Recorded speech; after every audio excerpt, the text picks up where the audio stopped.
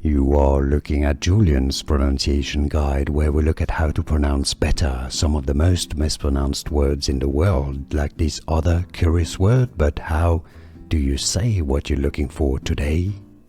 Let's learn once and for all how to pronounce this word that is quite curious. If you want to learn more confusing vocabulary in English, stay tuned. This comes from Greek, which is probably why it's a bit strange. It means work, originally in Greek.